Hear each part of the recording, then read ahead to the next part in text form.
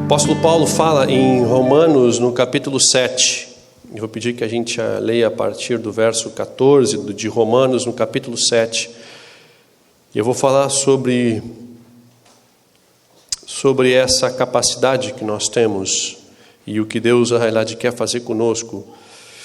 Bem sabemos que a lei é espiritual, mas eu sou carnal, vendido como escravo ao pecado. O que faço não entendo, pois o que quero isso não faço, mas o que aborreço isso faço. E se faço o que não quero, consinto com a lei, que é boa.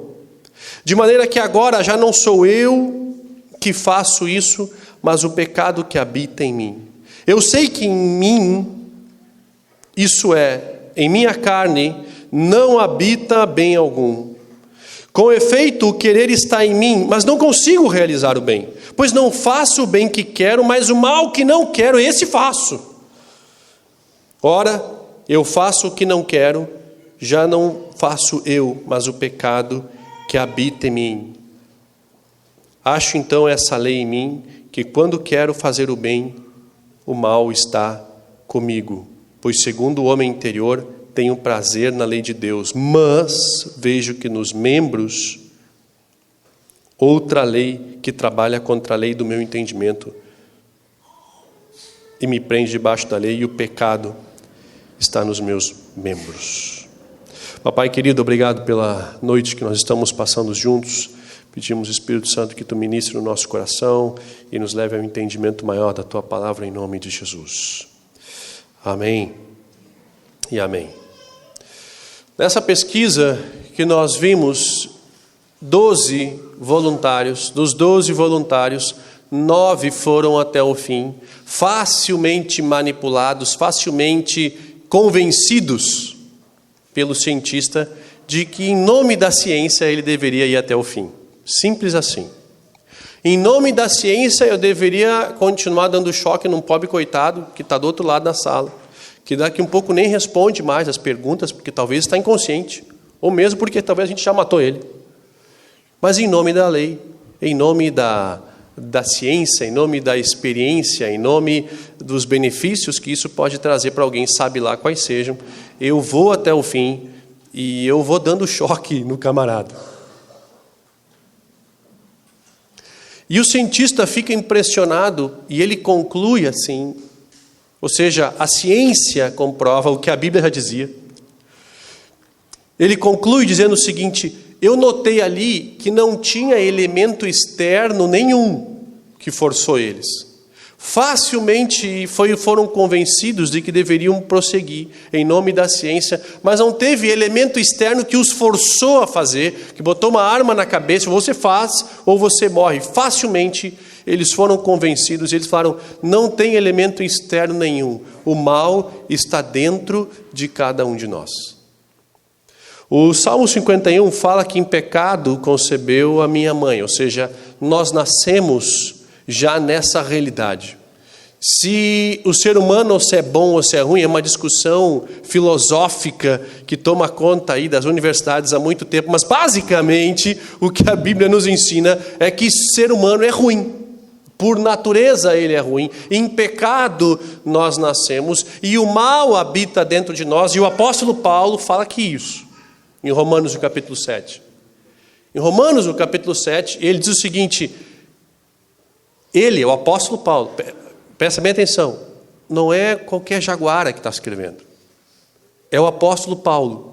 É um camarada que tinha feito várias viagens missionárias. É um cara que era apóstolo de líderes, ou seja, ele cuidava de líderes. Ele não era um pastor somente de igreja, ele pastoreava igrejas e pastoreava líderes. Esse cara diz o seguinte, o bem que eu quero fazer eu não faço, mas o mal que eu não quero fazer, esse sim eu faço. Porque embora eu goste da palavra, da lei, e ela é importante para mim, eu luto contra a minha carne, que constantemente faz o mal. Eu estou entre as duas, eu estou entre a lei que é boa eu estou entre os ensinamentos que são bons, os princípios que são bons, mas eu sou mal por natureza, e eu luto constantemente contra isso, porque a tendência que eu tenho é de ser mal. O apóstolo Paulo falando. O apóstolo Paulo falando. Pois se o apóstolo Paulo reconheceu que essa luta era difícil, eu e você vamos ter que reconhecer que com certeza acontece no nosso dia a dia exatamente a mesma coisa. Diz, eu gostaria de fazer o bem, mas isso eu não faço. E o mal, bem, o mal eu não quero fazer de jeito nenhum. E esse sim eu acabo fazendo. Esse sim eu acabo cometendo.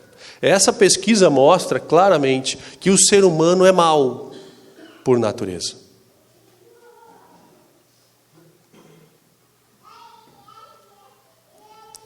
Um dia perguntaram para mim, estávamos conversando com um grupo de amigos, e eles falamos sobre um outro conhecido nosso que se deu muito bem financeiramente, trabalhou, foi méritos dele, mas ele ganhou muito dinheiro em pouco tempo. E a vida dele mudou radicalmente. E aí nós conversando, e um camarada lá fez um comentário, ele disse, poxa, mas aquele cara lá mudou muito desde que ficou rico. Aí a pergunta que nós começamos a discutir era o seguinte, será que ele mudou porque ficou rico? Ou na realidade o dinheiro só fez aparecer o que já estava dentro dele? Ele já era assim, ele só não tinha dinheiro para ser assim. Ele só não tinha dinheiro para ser snob, para viver dessa forma. O dinheiro só mostrou quem ele realmente era. O dinheiro não mudou ou não muda as pessoas, creio eu. Só mostra de fato quem elas são. Porque de dentro é que brota todas essas coisas. Em Marcos, também no capítulo 7 de Marcos, no verso 21, diz, porque o interior, e é o próprio Cristo falando, o seguinte, ele diz, porque do interior do coração dos homens saem os maus pensamentos, os adultérios, as fornicações, os homicídios, os furtos, avarezas, as maldades, o engano, a dissolução, a inveja, a blasfêmia, a soberba, a loucura, todos esses males procedem de dentro e contaminam o homem. Procede de onde? Daqui de dentro.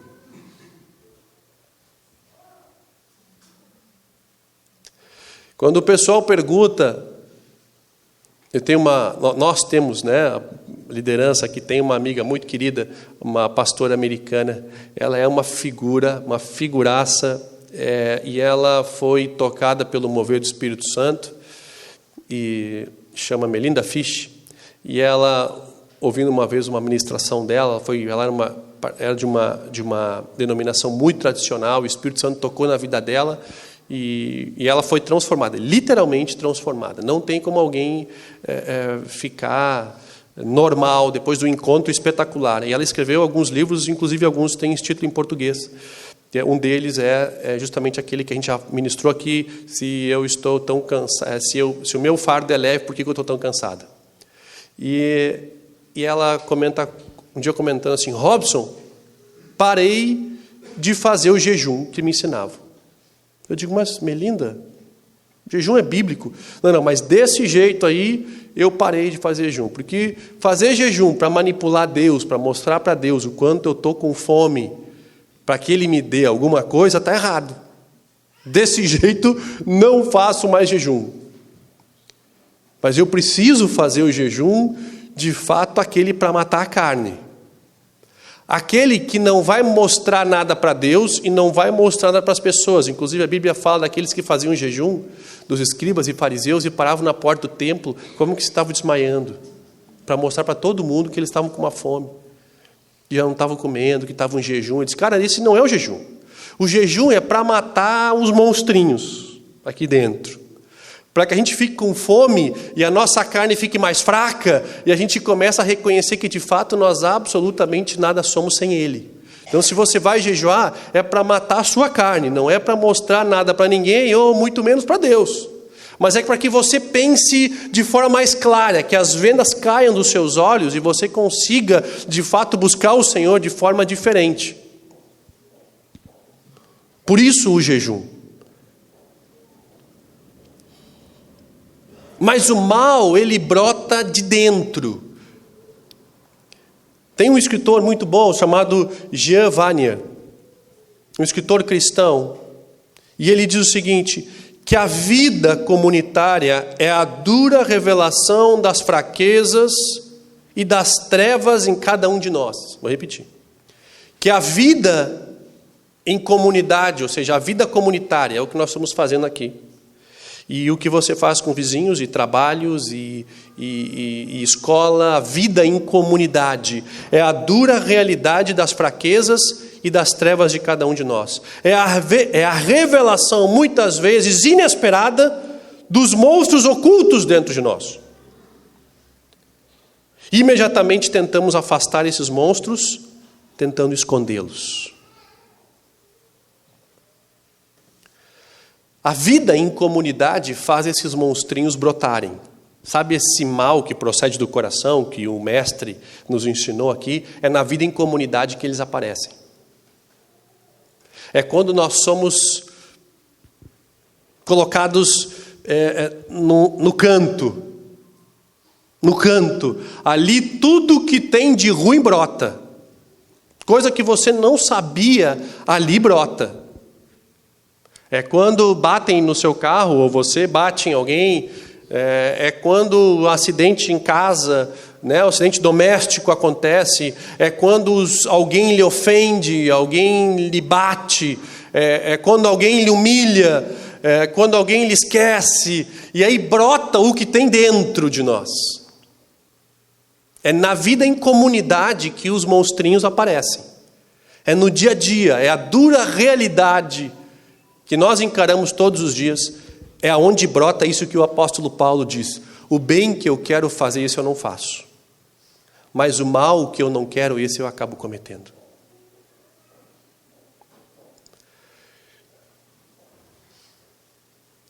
A Bíblia nos ensina que a nossa luta, ela começa contra a nossa carne primeiro, antes de ser contra o diabo. Porque nós, cristãos, temos a tendência e somos ensinados a você, não importa o seu problema, vem para frente que nós vamos repreender o diabo que está operando nessa situação, repreender o inimigo, repreender o demônio que está operando nessa situação, mas nós não ensinamos o povo a de fato combater os monstrinhos que estão aqui dentro, a carne que está aqui dentro, que faz com que eu colha coisas ruins na minha vida. E quando eu não tenho nada para repreender, na realidade eu devia estar me repreendendo, me auto-repreendendo, porque eu não lido com eles que estão aqui. E eles brotam. Eles brotam a nossa vontade de vingança, a nossa sede de vingança, a nossa sede de justiça, a nossa vontade de revanche. Ela brota sem que nós nos demos conta que ela brotou, e você fica olhando, cara, da onde isso veio? Da onde isso veio? Da onde essa atitude apareceu?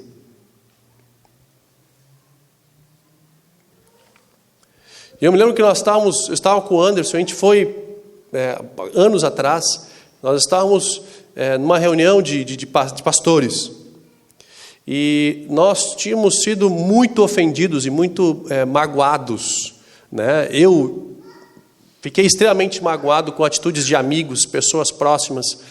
Nós estávamos nessa reunião de pastores, e quando um deles pergunta o que realmente aconteceu, meu amigo, brotou dentro de mim algo que eu desconhecia. Sabe aquele sentimento de você se defender, de você buscar justiça com as próprias mãos? E meia dúzia de palavras saíram da minha boca, e o Anderson bota a mão no meu joelho, calmamente, uma das características dele, dá aquela olhada assim, que me corta lá dentro, e ali eu vi o Espírito Santo, mas ele não falou absolutamente nada. Ele olha para mim e diz, só olhou, botou a mão, como que se segura a onda, cara, se calma. Calma. Da onde veio isso? Da onde brota esse sentimento de defesa que eu não conhecia, e ali eu engulo no seco? E no final nós vemos a justificativa e o mover de Deus, e deu tudo certo, mas a minha vontade era reagir, porque nós somos maus. Quando um filho apronta uma, as mamães, né, sabem disso, por mais amorosas que são, por mais únicas que são, às vezes eles conseguem tirar a gente do prumo, do nível. Eles têm, as crianças, a capacidade de fazer com que os pais saiam de si. E todo o amor que você tem por aquela coisinha, que toda a dedicação, que tudo o que custa um filho, tudo, em todos os aspectos, né, as mamães que viram saindo de si, aquela, né, o milagre da natureza, você esquece que ele tem olho azul, que tem cabelinho cacheado, você esquece que o vestido é novo, você esquece tudo porque eles tiram o camar do prumo. Não é assim? Às vezes, a gente age de forma inconsequente, incoerente, irracional, porque aquilo brota e você fica pensando, da onde isso veio? Por isso que a palavra de Deus ensina que a correção nos filhos, ela deve ser feita assim, como correção, e não como um reflexo da incoerência deles ou do erro deles, mas sim um momento onde você está maduro, seguro, consciente, e você consegue discipliná-los com amor, estando você num equilíbrio. Nada daquela história, mãe, eu te amo, tu foi a mãe que eu podia ter, nada melhor do que a mamãe que eu tive, mas ela aprendeu com a mãe dela que quando errava, você achava a primeira coisa na frente e acertava, né? Família italiana, meu amigo, e eu tenho as maiores aventuras que eu fiz por merecer. Eu fiz por merecer. Primeiro a confissão eu fiz por merecer. Mas tudo que tinha pela frente, eu já experimentei. Muitas vezes eu experimentei, na realidade, no lugar do Anderson, porque ele queria fazer, né? E não fez, mas aí ele pega o irmão menor e diz, tu vai e faz, né? Ele não tem para se defender, então eu posso falar o que eu quiser, né? Mas de fato ele fazia, e ele dizia, vai e faz, né? Eu sei que eu vou apanhar se eu fizer, então tu vai lá e faz. Não é assim que os menores, quem for irmão menor ou tem filho, sabe que o maiorzinho sempre empurra o outro para cobaia, sabe como é? Não, vai, se der certo eu vou depois, se der certo foi ideia minha, se tu não apanhar, tu divide comigo o que tu pegou, assim, mas vai. E eu apanhei muitas vezes, né, influenciado aí pelo irmão mais velho, que jamais vai me botar em roubada. É o que o cara acha, né? É o que o caçula acha. Mas a gente foi crescendo e a gente foi aprendendo, e a palavra de Deus nos ensina que nós nunca deveríamos fazer a correção, ou agir, ou tomar uma atitude com os filhos de correção, no momento de correção, sem estar no prumo. Nada de impulso, nada de momento, porque se a gente faz pelo momento, a vontade é de você pegar o pescocinho. Por mais que você ama, porque tira do sério. Sabe quando você manda o seu carro para polir e para tirar todos os amassadinhos que eles fizeram? E você chega em casa feliz e eles resolvem andar de bicicleta.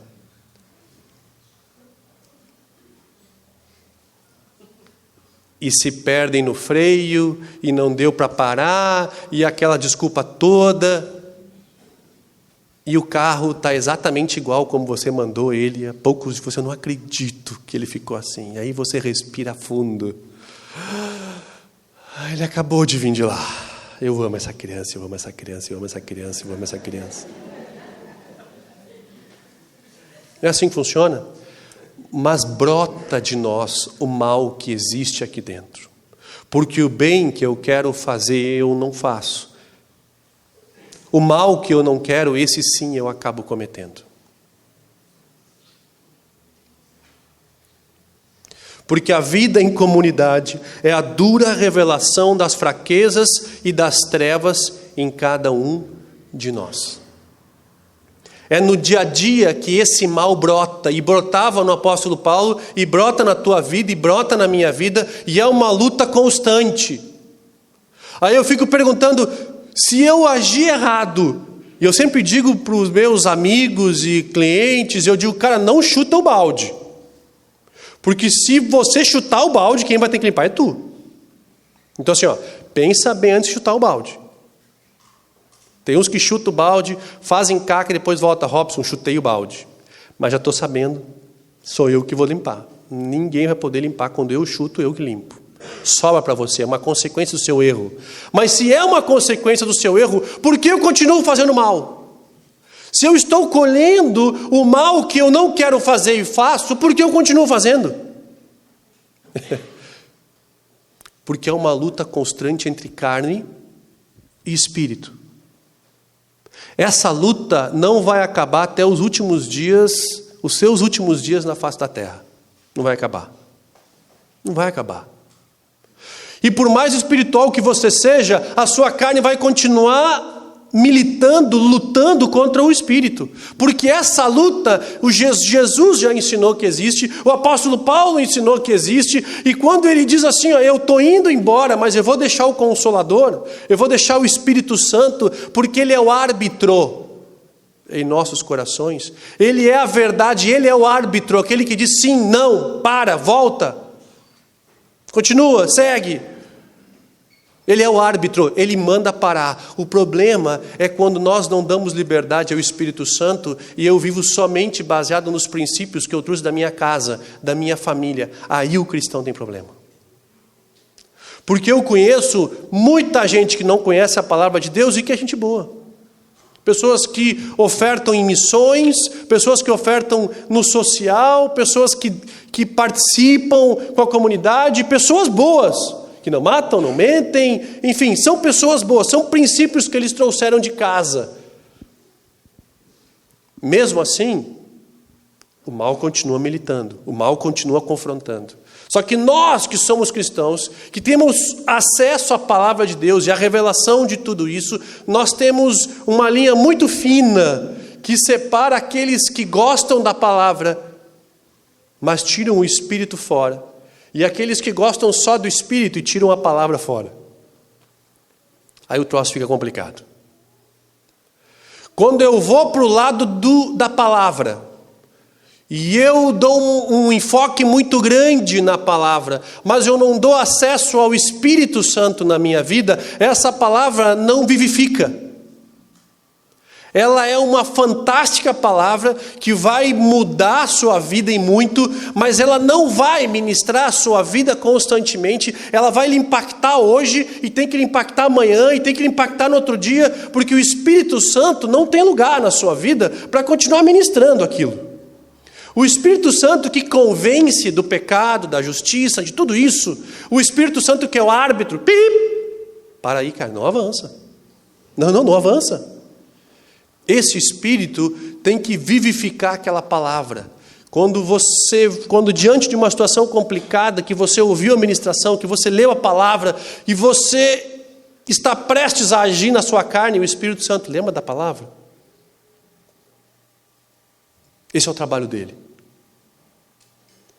E quando nós vamos para o outro lado, e você esquece a palavra de Deus, você não valoriza a palavra de Deus, mas você valoriza demais o Espírito. Meu amigo, no louvor eu sacudo, eu pulo, eu giro, eu caio, eu faço um escarcéu, é um negócio espetacular, eu levanto as mãos, eu não sento de jeito nenhum. No negócio é incrível. Eu amo o Espírito Santo, da minha boca saem palavras de adoração, mas ali fora, a única base que eu tenho para viver são os princípios que eu trouxe de casa. Porque a Bíblia eu não valorizo, porque os ensinos eu não valorizo. E aí começa a ficar difícil.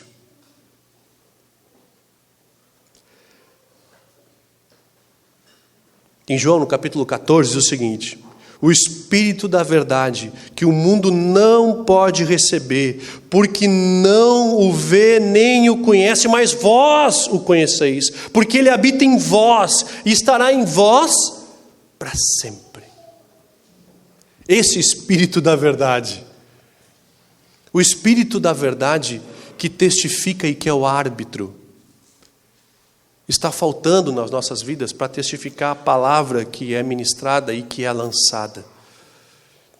Porque senão nós vamos ter bons cristãos que carregam princípios de casa, ou eventualmente algum princípio da palavra, mas ele não testifica, e nós estamos perdendo a luta para a carne, embora conhecendo a lei. O apóstolo Paulo conhecia a lei como ninguém. Esse cara conhecia a palavra como ninguém. E depois ele conheceu o Espírito. E ele junta as duas coisas. E aí ele escreve isso. Depois que ele junta o Espírito, tendo um profundo conhecimento da palavra, ele ainda me escreve isso. O mal que eu não quero fazer, se eu faço. Puxa vida.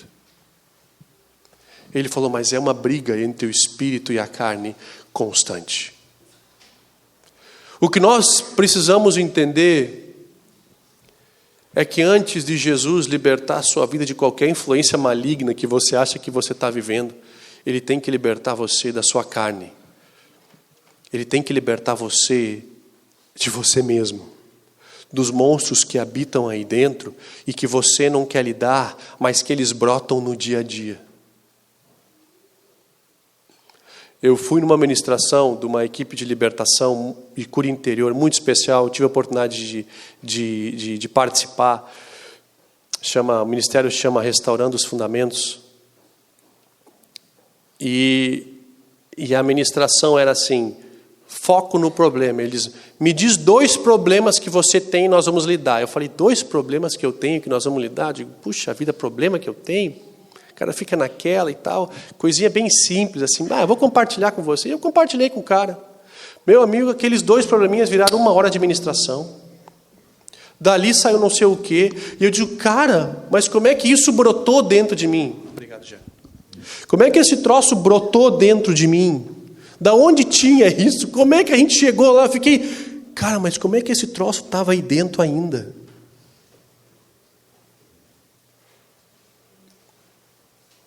Nós vamos participar da Santa Ceia, que é lembrar da vitória de Cristo na cruz. A vitória de Cristo na cruz não foi para lhe dar vida eterna somente. Ele foi para ministrar que você pudesse ter o Espírito na sua vida todos os dias até a consumação do século, e que você vencesse sobre a carne, que você vencesse sobre você mesmo, que você vencesse sobre os maus, os monstros que brotam de dentro, sobre as fornicações, os adultérios, os homicídios, os furtos, as avarezas, as maldades, o engano, a dissolução, a inveja, a blasfêmia, a soberba, a loucura. Tudo isso, todos esses males que procedem do coração humano, o Espírito Santo está aí para lhe ajudar. Mas quando você resolve não convidá-lo a participar da sua vida, do seu cotidiano, você tem que ficar confrontando e vivendo com os monstros que brotam na vida da comunidade, e você não consegue vencê-los, e você colhe os frutos na sua vida dessa decisão. Você afasta pessoas de si, você aproxima pessoas erradas, você se une com pessoas em horas erradas, você anda com pessoas em horas erradas, porque você não consegue de fato lidar com esses monstros, e você passa uma vida inteira achando culpado pelos erros, porque o Espírito Santo não consegue ministrar na sua vida, você não o convidou, apesar de você ser um cristão e ter aceitado Jesus, você ouve a palavra de Deus, mas só o Espírito Santo é que luta constantemente com a nossa carne. E se eu não tenho o árbitro que apita no meu ouvido, no meu coração, no meu espírito, eu sou levado a viver debaixo da instrução da minha carne. E só o que me segura são os princípios da minha família, que podem ter sido bons ou ruins. Se eu tiro o Espírito Santo, eu fico com os princípios que eu trouxe de casa. Se eu tiro o Espírito Santo, nós somos cristãos que não vivemos debaixo da palavra vivificada pelo Espírito que ministra a nossa vida, que nos liberta de nós mesmos. Nós somos pessoas boas que vivem debaixo de princípios caseiros, princípios de família. Só isso.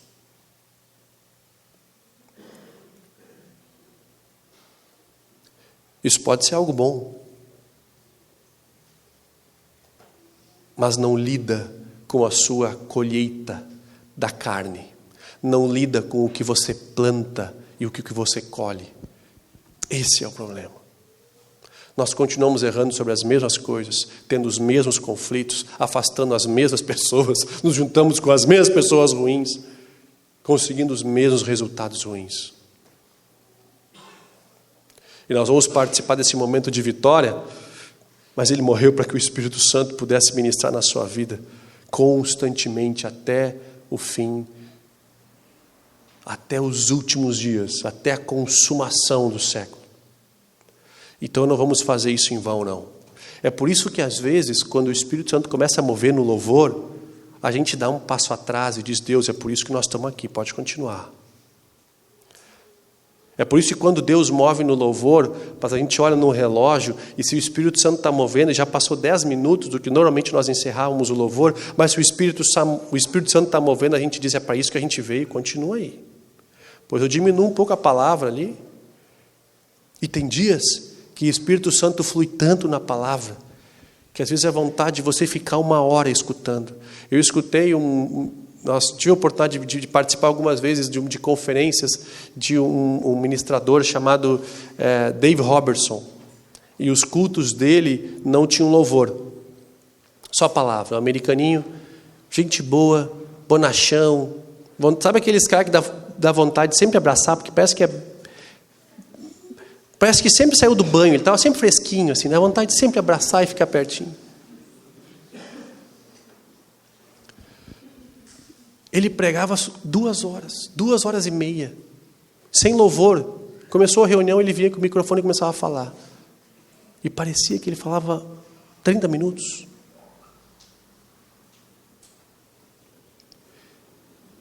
Nós temos que aprender a reconhecer o mover do Espírito. E nós temos que aprender a trazer ele de volta para a igreja. Porque senão nós ficamos... A luta da carne, ela vence. E os nossos motivos são sempre os melhores, e os nossos conflitos são sempre os maiores, e os nossos demônios são sempre os piores. Mas na realidade nós temos que libertar de nós mesmos. Antes de continuar, nós temos que nos libertar de nós mesmos.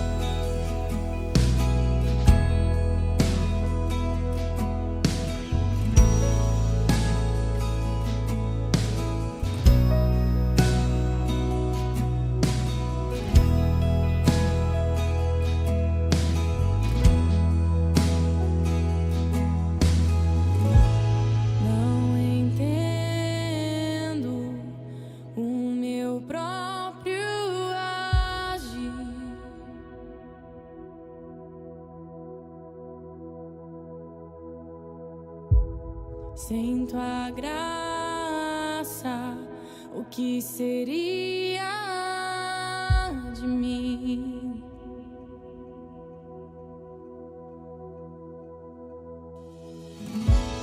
Não entendo o meu próprio agir.